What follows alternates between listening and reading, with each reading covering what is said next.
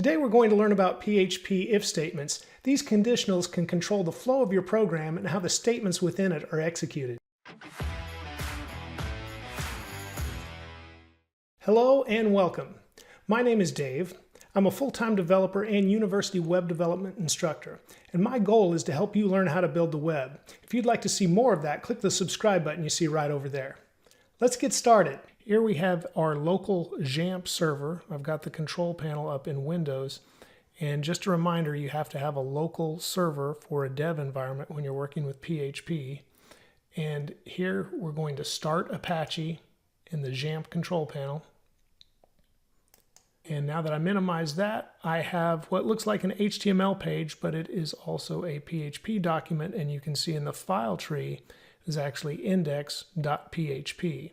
Quick refresher, we start out our PHP tags like this with the less than sign, a question mark in PHP, and we can end them with a question mark and then the greater than sign. So it's a tag kind of like HTML, but it has an opening and closing, and what we put in between it is PHP, and that is the only thing PHP pays attention to.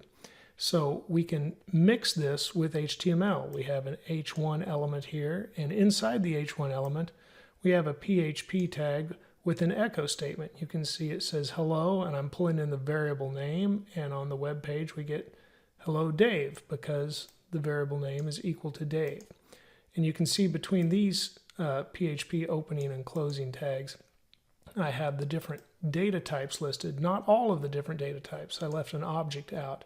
But we'll work with these today as we work with if statements and conditionals. So instead of this simple echo statement here, let's put something else. We'll start with an if statement. And this will be a good example of how PHP ignores everything else that is not inside the PHP tags, but it can conditionally show results based on an if statement. So we'll say if name, and now we'll just say equals, that would be a regular equals, and just like JavaScript, 3 equal signs would be a strict equals. So I'll give 3 equal signs here, and I'll say it equals Dave. Then we want to have a curly brace, and inside here we'll say echo equal, semicolon. This looks a lot like JavaScript to this point. And then we can even add an else, a curly brace, and we can echo not equal, and a semicolon. And now we have an if-else statement. Let's save the file with a Control S and run our code. And it is equal. Notice how we did not echo the not equal. We just echoed the equal here, so we can limit parts of what is displayed on the page. Now let's take this same example and show how PHP ignores what is outside of the strings, but can conditionally show parts of HTML as well. As in this case, everything you see was inside PHP, and it used echo statements to actually print to the page equal in this case, or it could have been not equal if it wasn't equal to Dave. So now let's give just a little bit different example of that. We'll start out our if statement the same, but then we'll come to the end of the line and we'll close the PHP statement. Now let's remove the echo and the quotes and the semicolon. Let's leave the exclamation mark. Notice we're inside an H1 tag in our HTML. Now on the else line, let's once again start a PHP statement, or a line of PHP. This is continuing the if statement. And once again, let's remove the echo and the quote on the not equal line. And now at the final line, let's once again begin a PHP line. And now we have the curly brace, and we end it. So what we have is either equal or not equal inside of this H1 element.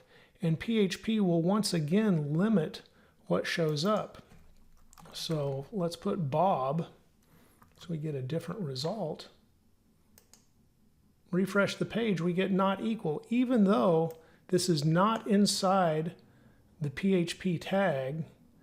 Equal was omitted because PHP can conditionally process and only show what the conditional result is. Let's explore the equal and not equal and strict equals or identical equals just a little further. So right now we've had our name variable in a string if it's equal to or not.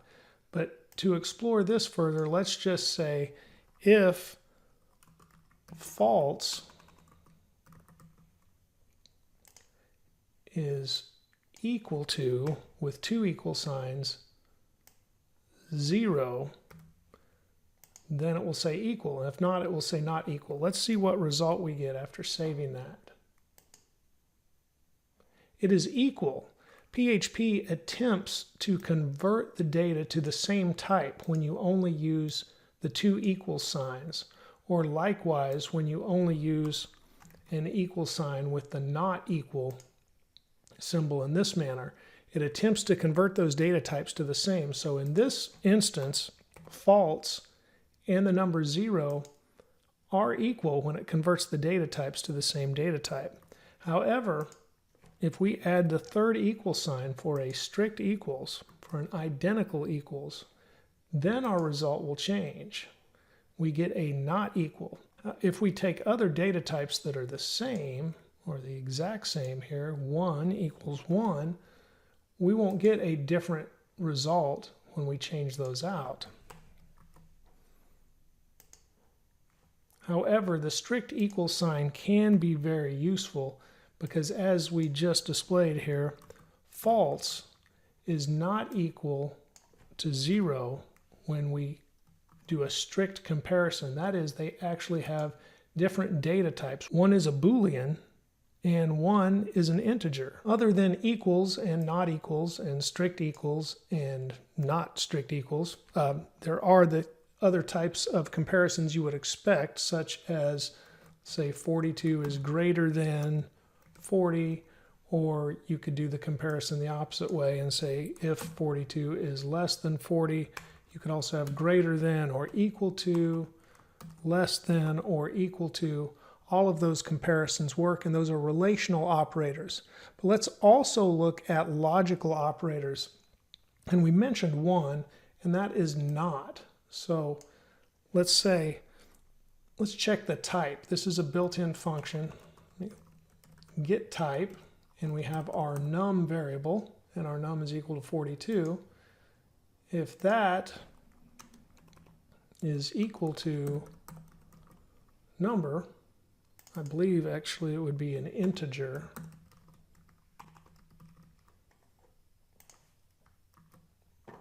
We'll get equals. Let's see if we get that. Yes, so the type of number here is an integer, and that is correct. But we can also say and with the two ampersands, and this is very similar to JavaScript if you're coming over from JavaScript. And then we can say if it is an integer and num is greater than 40, and we can put the two conditions. If both of those are true, then we'll get the equal. But we could also say if it is greater than 80, and maybe we'll get a different result. Not equal. Let's use another built-in function to check for the number or the integer type in a different way. And here we'll say is numeric and put num in. And we'll remove this. We can test this much by saving. That's the built-in function is numeric. But we can also use this logical operator for not. And now we're saying if it is not numeric, and I suppose we should put numeric here instead just to make the result accurate. And it is not numeric. Let's make a larger if statement now. We'll start by checking a variable named amount, and we're going to use a built-in function once again that's empty, that we'll just check to see if the variable is empty. So if the amount is empty, We will then set a message variable equal to amount is required. And then after that, we'll put an else if, and here we will check to see if the amount is not numeric by using that same isNumeric built-in function and putting the not logical operator in front of it, and we'll pass in the amount variable. So if it is not numeric, then we'll have a message saying amount must be numeric. And then after that, we'll have another else if, and here we can check to see if the amount is less than or equal to 0, and we can simply say message equals amount must be greater than 0. And then finally we can have an else, and here our message would just be valid, if I could spell, valid amount. And of course we need our curly brace to end that. And save. And let's set our amount variable. And for now we'll just set amount equal to null. And then we need to go ahead and echo our message to the page.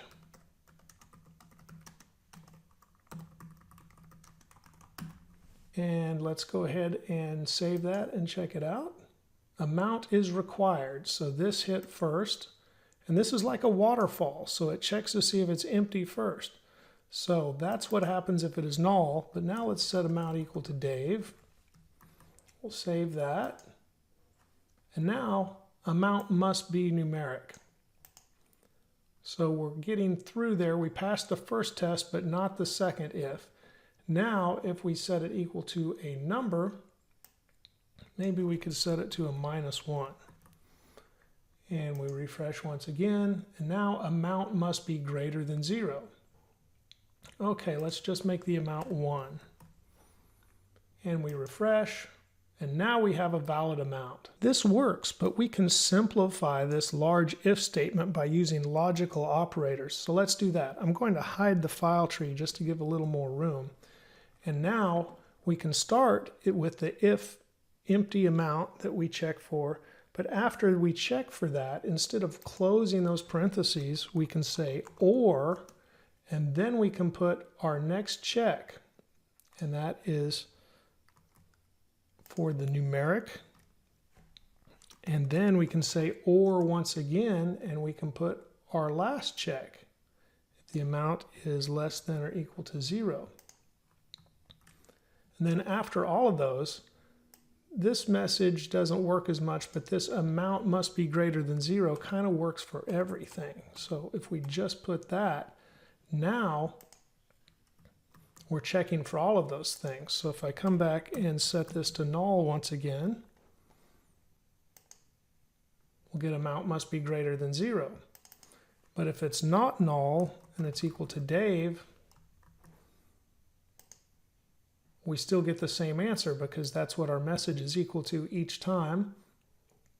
And likewise, we would get that if we set it to a -1, but if we put in a 5, we have a valid amount. Now we should also look at the else condition because we can put a nested if statement in here. I know my credit card company will email me if a charge is over a certain amount. So we can be checking for an amount here, and we can say, if amount is greater than, let's say, 300,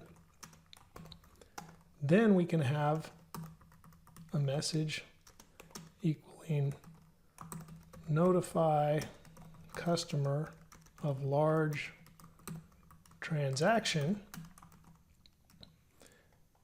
and then else we can just have our message equal valid charge. And if we save that and reload, now we have valid charge. But If we change our 5 to 500, we have notify customer of large transactions. So you can nest if statements within if statements. Hey, if you have questions or comments, please leave them below. There's much more to learn about PHP. In the meantime, there's a couple of videos on my left that may help you on your coding journey. Thank you so much for watching and subscribing, and I'll see you next time.